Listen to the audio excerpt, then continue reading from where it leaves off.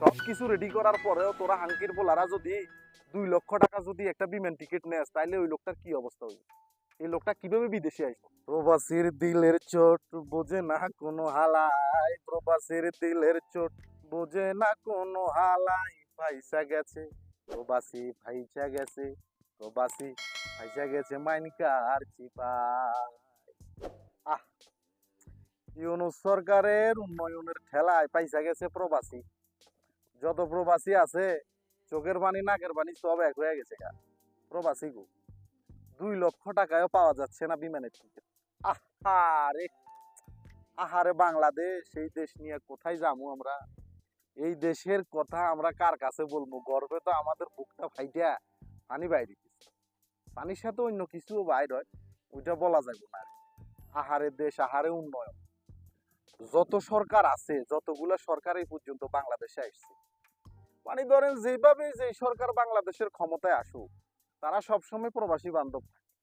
তাদের একটা প্রবাসী কল্যাণ মন্ত্রণালয় থাকে, তাদের আবার একটা পররাষ্ট্র মন্ত্রীও থাকে। এই পররাষ্ট্র মন্ত্রী আর প্রবাসী কল্যাণ মন্ত্রণালয়ের ঠেলাঠেলিতে প্রবাসী জীবনটা শেষ। প্রবাসী কল্যাণ মন্ত্রণালয় আর প্রবাসীদের পলান টুকটুক খেলায় প্রবাসী শূন্য, প্রবাসী কল্যাণ মন্ত্রণালয় প্রবাসী কল্যাণ মন্ত্রী চায়। আমার মাথায় ধরে না, আমার মাথার মেমোরি কোনোভাবে কাজ করে না যে একটা বিমান টিকিট কিভাবে 2 লক্ষ টাকা হয়।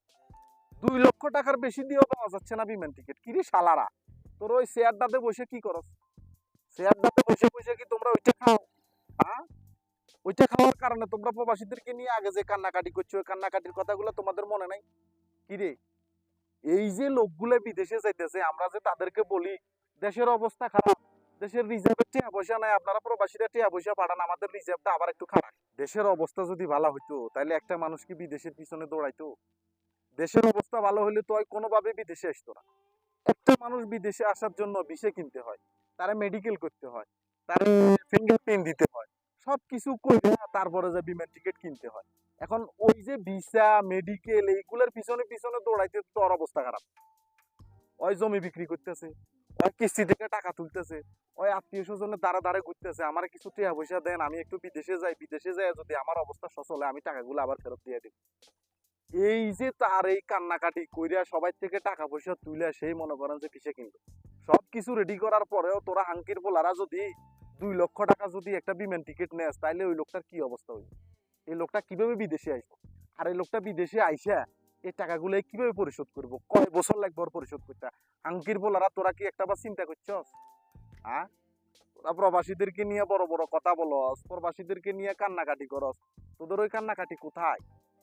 তোরা যে চেয়ারটাতে বসছস, প্রবাসীদেরকে নিয়েই তো কান্নাকাটি করে তোরা এই চেয়ারটাতে বসছ, চেয়ারটা পাইছ। চেয়ারের খুঁড়া যে